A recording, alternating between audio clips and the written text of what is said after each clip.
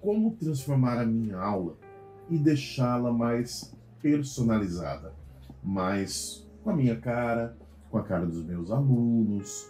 Como que a gente faz isso? Hoje, no nosso episódio do Happy Hour com o Educador Wesley, nós vamos falar sobre personalização, se colocar no lugar do outro. Esse é o tema da nossa aula de hoje.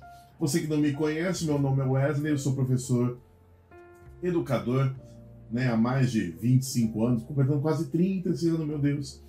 E eu criei esse canalzinho aqui no YouTube para a gente poder bater um papo e trocar algumas informações, algumas figurinhas, fazer um happy hour, toda sexta-feira aí, no finzinho da tarde. E hoje, como não pode deixar de ser, toda sexta-feira, mantendo aí a tradição já de algumas semanas, nós vamos falar sobre personalização.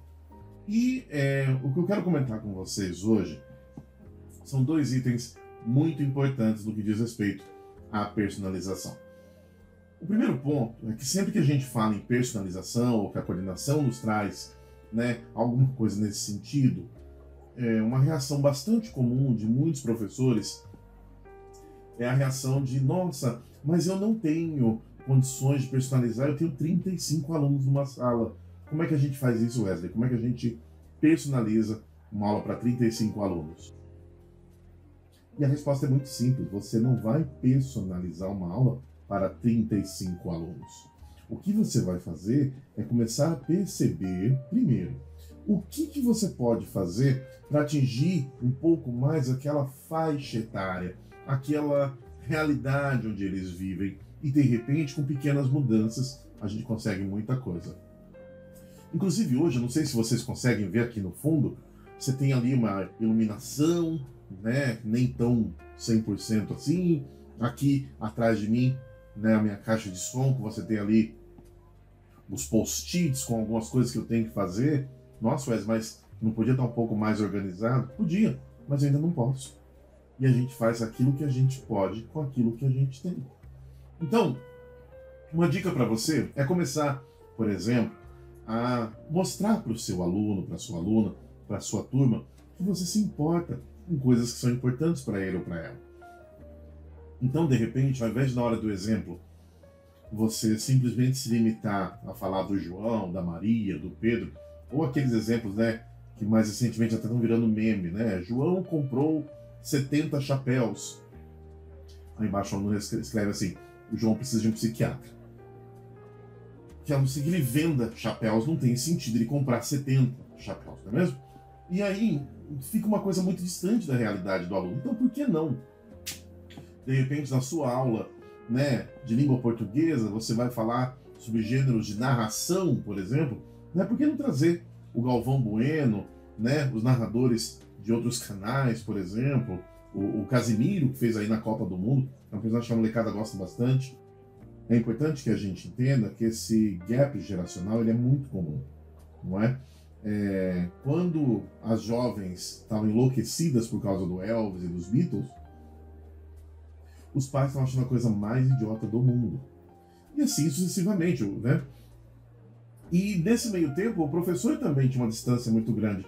E perceba que eu estou falando aí de década de 50, 60, e de repente nós agora, em 2023, estamos fazendo a mesma coisa. O nosso aluno gosta de alguma coisa e a gente acha completamente ridículo e bobo. Eu não estou dizendo que você tem que passar a adorar os MCs da vida, não é isso. Mas respeite. É o que ele gosta. Até porque, muito provavelmente, mocinho e mocinha, você também era fã de Menudo, não é mesmo? Você era fã daqueles cabelos do John Bon Jovi, não é mesmo? Da década de 80 ali, quem tem mais ou menos a minha faixa de idade sabe o que eu estou falando, E hoje nega até a morte, mas era super fã. E de repente, os professores, os pais achavam aquilo super bobo. Entenda que da mesma forma que você tínhamos os nossos gostos, as nossas preferências quando jovens, eles também têm. E talvez você não precise gostar da mesma coisa, mas mostre que você conhece. Então, na hora de dar um exemplo, coloca, por exemplo, fala lá, sei lá, olha, Casimiro participou de um programa. Nossa, professor, o senhor conhece o Casimiro? Olha, eu vi um vídeo dele, eu sei quem ele é, tal, não acompanho é o suficiente. Você não precisa dominar o assunto, você não precisa saber todos os vídeos do Casimiro, mas saber quem é o Casimiro, por exemplo, ou qualquer MC que eles gostem, qualquer coisa que eles curtam, qualquer meme que eles gostem nesse momento, vai fazer com que você tenha uma proximidade maior e você pode usar isso como recurso, para dar um exemplo, né, para criar um problema, esse tipo de coisa. Então, só aí você já personaliza. Da mesma maneira que você que dá aula, por exemplo, né, de inglês para negócio, você usa conteúdos relevantes para aquele teu grupo, por que não fazer a mesma coisa numa sala de aula maior, uma sala de aula regular, não é mesmo? Então, essa é uma realidade de personalização que é muito simples, não requer nenhum tipo de custo, nada, né? Muito pelo contrário, só requer que você se mova, saia dessa posição de eu sou a cultura, né? Que talvez nós tenhamos vivido isso com as gerações anteriores e desde que o mundo é mundo, né? Sempre o anterior acha o atual chato, como, por exemplo, essa geração vai achar a próxima chata, isso é óbvio, né? Mas talvez nós, como educadores, possamos mudar um pouco essa escrita e transformar realmente em algo um pouco mais palpável, um pouco mais plausível. A segunda dica que eu vou dar hoje, com relação à personalização de sala de aula, é que uma coisa que torna muito difícil essa personalização é porque, né, bom, eu falei para vocês agora, eu já tinha dito isso anteriormente, esse ano eu estou completando 30 anos de sala de aula, não é? Então, por exemplo, no meu conteúdo curricular, no meu componente curricular, né, que é a língua inglesa, eu tenho um certo conhecimento.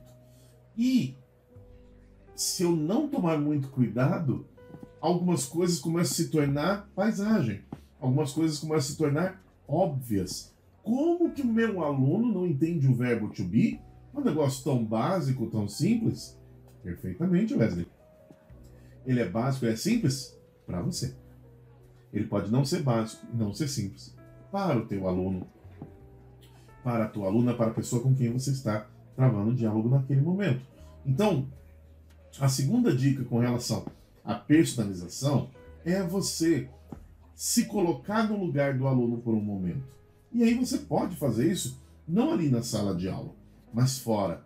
Então, de repente, você começa a fazer um curso de alguma coisa que você não sabe fazer. Um instrumento musical que você não toca, sei lá, uma arte manual que você não faz. Aprenda, tente, assista 5 aulas de mandarim, né? Corte e costura, stand-up paddle, que é aquele pessoal, né, que faz ali aquela prancha de surf, né, fica de pé, beach tênis, tá? Experimenta. Né? Por quê? Porque às vezes a gente tem um hábito tão grande de lidar com aquilo no nosso dia a dia que aquilo se torna fácil e óbvio, mas aquilo é fácil e óbvio para nós. No momento que você vai e se aventura em algo que você não sabia fazer, você se coloca na posição de aprendiz. E essa posição de aprendiz é a posição do teu aluno, né? Então, quando você vai, por exemplo, aprender uma outra língua, ou, como eu disse, corte e costura, ou não importa, eletricidade, né, elétrica. Quero aprender um pouco de elétrica para poder consertar as coisas da minha casa. Se mete nisso, vai lá, faça uma aula, faça 2 aulas. Veja como sair do zero é difícil. Sair de um nada, de um eu não sei nada, né? Até você conseguir desenvolver uma habilidade. A minha mãe é professora de corte e costura, até por isso que eu usei o exemplo aqui. E eu acompanhei durante muito tempo, não é? A alegria das alunas da minha mãe quando conseguiram colocar o primeiro bolso numa camisa, ou quando conseguiram fazer a primeira casinha, né, ali no botão. Para quem sabe que é uma casinha de botão, você encaixa o botão, é uma coisa toda. Nossa, meu Deus, que alegria, né? E entender que isso é uma alegria porque é uma conquista, porque a pessoa não sabia e hoje ela sabe. Quando você se coloca nessa posição de aprendiz, você começa a entender melhor o processo de construção da aprendizagem na prática. Porque na teoria eu tenho certeza que todos nós que estamos aqui sabemos. Você vê sua faculdade de pedagogia, de letras, não importa do que seja, e você teve disciplinas lá sobre ensino. Então a teoria todo mundo sabe. Mas na prática, essa construção, ela acontece diariamente ali sob os nossos olhos. E muitas vezes a rotina faz com que a gente não preste tanta atenção nisso. Então, as 2 dicas de hoje, tá certo? Primeiro, você entender e respeitar as coisas que que o outro gosta, se coloca no lugar do outro, né? Entenda que a juventude gosta de determinadas coisas, talvez a gente não goste, e tá tudo bem. Você não precisa gostar, mas use esses itens como exemplo. Mostre para o teu aluno que a realidade dele é importante. Quando você usa em exemplo na aula alguma coisa que ele gosta, ele se sente importante, ele se sente alguém validado. Isso é o ponto, tá? Essa validação ela é muito importante para essa criação de um ambiente positivo para que a aprendizagem possa acontecer da melhor maneira. E a segunda dica é: se ponha no lugar do aprendiz, né? Não em relação aos gostos, que é a primeira dica, com relação à posição de aprendiz, alguém que está saindo do zero ou do quase zero em alguma atividade, para que você sinta de novo, né? Como que você, peraí, como é que eu aprendi, como é que eu construí esse meu processo de repente não saber falar nada em mandarim para hoje saber falar: oi, meu nome é Wesley, saber fazer aí uma camiseta, saber fazer uma saia, saber consertar uma coisa elétrica na minha casa, não importa o que seja. Então, essas são as duas dicas dessa semana no nosso Happy Hour com o Educador Wesley.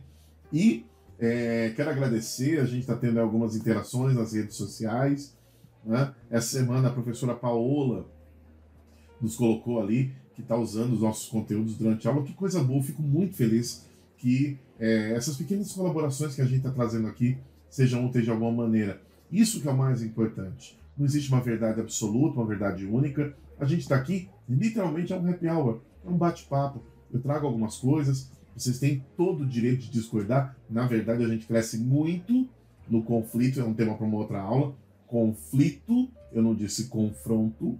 A gente cresce muito no conflito e as opiniões divergentes são muito bem-vindas porque elas fazem a gente crescer, né? Mas também é legal perceber que, de alguma maneira, né, uma dica, um insight, alguma coisa valeu, né, ao longo desses minutos que a gente passa juntos aqui toda sexta-feira. E é isso que é o mais importante. Para mim, como educador, se de 3, 4, 20 episódios alguém como a professora Paula pegou um insight, isso ajudou ela numa aula, a minha missão está cumprida. E a nossa missão como educadores, da mesma maneira. A gente trabalha ali nessa transformação de almas, não é? E o que eles conseguirem conquistar, né, por mérito deles e pelo nosso esforço, pelo nosso trabalho, também tem uma validade muito grande. Meus queridos, uma ótima semana a todos vocês. Vamos em frente, né, com muita coragem, muito trabalho, né? Acabou o carnaval agora, muito trabalho pela frente, até os próximos feriados. O pessoal adora o feriado, não que eu não goste, veja bem, mas bastante trabalho, bastante dedicação e vamos buscar aí sempre nos tornarmos a melhor versão daquilo que nós podemos ser. Um forte abraço e até o nosso próximo episódio.